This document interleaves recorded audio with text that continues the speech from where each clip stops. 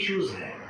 एक है, दो कंडीशन में रिवर्सल देखा गया। एक एक्सपेरिमेंटल तौर पर देखा गया, जो प्रूव्ड है वो ये है कि अगर ओबीज हैं आप बहुत ज़्यादा, मॉर्बिड ओबिसिटी कहते हैं लोग, 40+ BMI हो गया आपका, आप डायबिटिक है उस कारण, और आप ब्लड प्रेशर है, तो अगर आपकी बेरियाट्रिक सर्जरी होती है, बेरियाट्रिक सर्जरी में क्या करता है, बहुत ओपीडी प्रोसीजर है, बहुत ज़्यादा मोटे हैं, चलने में दिक्कत हो रही है, डायबिटिक है, ब्लड प्रेशर है, तो उसमें क्या होता है कि गैस्ट्रिक स्लीविंग करते हैं, वो आँत को छोटा कर दिया जाता है, आँत को छोटा करके उसी दिन चला देता है। सो में आया, एंडोस्कोपिक गए, वहाँ से आँत को बांध दिए, इतने में आपका फुलनेस होने लगा, भूख कितने में कितना खाए तो वहाँ जगह ही नहीं है उसमें कि इतना ज़्यादा खा करके जाए, तो आप फुल हो गए। उससे 20-20 किलो तक वेट का रिडक्शन हुआ है। 130 है तो 100 हो गया, 90 हो गया। और उस पर्टिकुलर कंडीशन में इंसुलिन की रिक्वायरमेंट कम गई, इंसुलिन सेंसिटिविटी बढ़ गई और डायबिटिक का रिवर्सल हुआ। तो वो पहला प्रूव्ड चीज़ जो है जिसमें कि रिवर्सल देखी गई काफ़ी संख्या में, वो है morbid obese with diabetic with gastric surgery, मैंने बैरिएट्रिक सर्जरी। दूसरी एक्सपेरिमेंट देखे गए, बहुत हेल्दी है लेकिन वो प्रैक्टिकल नहीं हुआ, वो कुछ दिन के बाद फिर रिवर्सिबिलिटी लौट गई। Strict caloric control, strict caloric control का मतलब है कि थोड़ा भी आप हेल्दी हैं और डायबिटिक हैं तो उनको 800 कैलोरी पर डे पर रख दिया गया, भूखे रख दिया गया।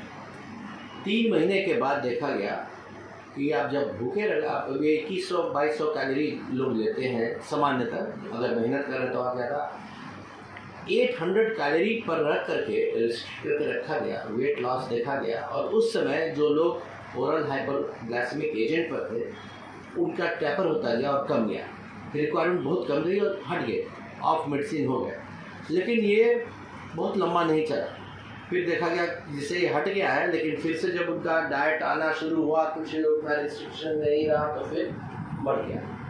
तो ये एक चीज़ हुई जिसमें कि रिवर्सिबिलिटी थोड़ी क्षणिक देखी गई लेकिन पूरी तरह से नहीं देखी गई। अभी क्या चल रहा है, अभी एक्सपेरिमेंट चल रहा है, अभी दवाई एक से एक आ गई, एक से एक ओबीज हैं तो SGLT2 इनहिबिटर दे करके यूरिन से निकाल दीजिए, 3 किलो वेट बिगड़ गया। अभी तो हंगामा मचाए हुए सारा का सारा शेयर मार्केट और उठा हुआ है, ग्लाइजेम्बी और आपका राइडल्सस जो दवाई आई है, GLP-1 वेट लॉस के लिए, डायबिटीज़ की दवाई वेट लॉस में मार्केट से आउट हो गया, तो उसकी भी बहुत हद तक कंट्रोल रहती है लेकिन रिवर्सिबिलिटी उसमें भी नहीं है। लेकिन एक्सपेरिमेंटल में क्या देखा गया कि बीटा सेल कैसे बनाया जाए, तो कुछ एक्सपेरिमेंट्स हुए हैं स्टेम सेल के लिए। स्टेम सेल डाल करके अपने ही बीटा सेल को बनाने की कोशिश की गई है कि रिवर्सिबिलिटी हो जाए, लेकिन अभी तक उसमें बहुत सक्सेस लार्जर स्केल पे नहीं मिला है, तो FDA अप्रूवल नहीं उस प्रोसेस है। तो इसलिए अभी ये सब रिसर्च के इसमें है, कुछ लोग बीटा सेल को कहीं इम्प्लांट कर रहे हैं जिससे कि वो जनरेट कर ले अपना बीटा सेल, इंसुलिन बनाने लगे, लेकिन अभी तक उसमें बहुत सक्सेस नहीं हुआ है। किसी में बहुत हाई फीवर आ गया, वही डेंगू का वायरस किसी में हल्का फीवर किया, वही डेंगू का वायरस किसी में फीवर कमजोर, फीवर नहीं किया ज़्यादा, कमजोरी इतना कर दिया, जॉइंट का पेन इतना कर दिया। तो क्लासिकल एक्सप्रेशन जो होता है डिफरेंट पर्सन्स में हो सकता है। उसी तरह टीबी का जैसे बोले, फीवर नहीं भी आ रहा है लेकिन बलगम है, खांसी हो रही है, तो बहुत सारे अन्य कारण हो सकते हैं। उसमें एक लंग्स का कैंसर भी हो सकता है जिसमें फीवर हो सकता है कि उतना नहीं आए लेकिन चेस्ट में पेन हो, बलगम आए, खखार में ब्लड आए, तो उसको फर्दर इन्वेस्टिगेट कराने की आवश्यकता है। लेकिन टीबी हो सकता है कि ज़रूरी नहीं है कि उसको फीवर हाई ही आए। अगर फीवर जो टीबी का होता है वो क्लासिकली लो ग्रेड फीवर होता है, बहुत हाई फीवर टीबी में नहीं आता है, 99, 100, 99, 98 से 100 के बीच में वेरी करता है।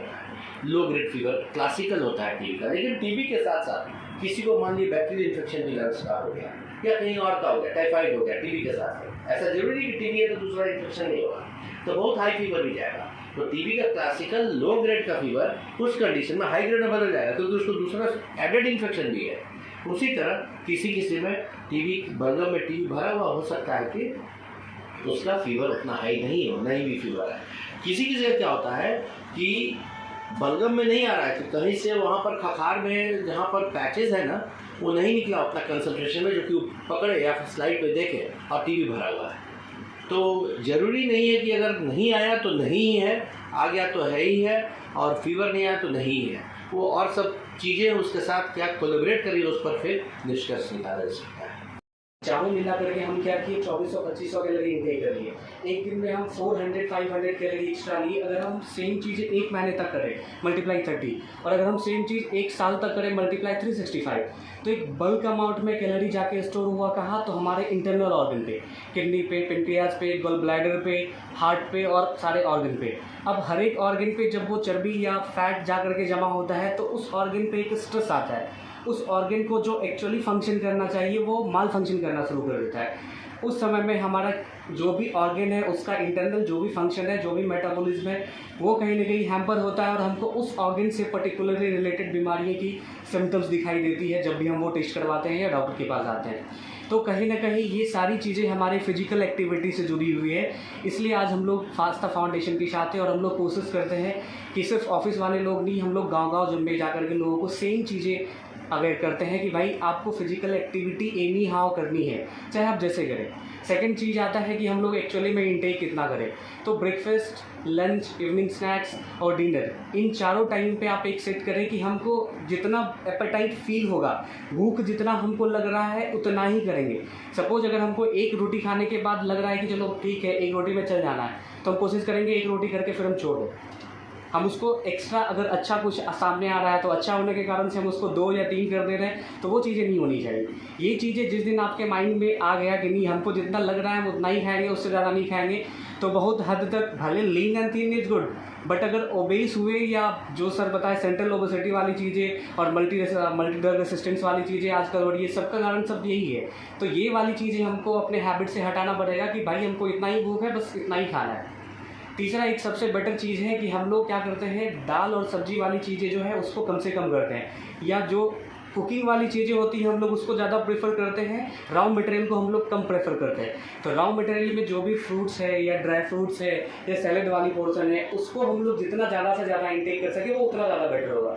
सपोज एक ही टाइम में लंच में या डिनर में एक ही टाइम में अगर हम लोग दाल और सब्जी लेते हैं और सब टाइम में हम सैलेड ले लिए, सत्तू पी लिए, स्प्राउट्स ले लिए, या और ड्राई फ्रूट्स है वो ड्राई फ्रूट्स ले लिए, तो ये किया जा सकता है। सपोज आप लोग जो है ऑफिस गोर वाले लोग का एक मुट्ठी मूंगफली या बादाम या अखरोट वाली चीज़ें 3-4 अपने पॉकेट में या अपने बैग में कभी रख सकते हैं। सपोज ऑफिस पे 3 घंटे तक काम कर रहे हैं, 3 घंटे से कुछ भी नहीं खाए और उस कंडीशन में एक आलमंड निकाल करके मुंह में ले लिए, धीरे धीरे चबा रहे, टेस्ट भी आ रहा है और अपना काम भी हो जा रहा है। उस ड्यूरेशन में बॉडी को जो रिक्वायरमेंट चाहिए वो धीरे धीरे अपना इंटेक कर भी रहा है।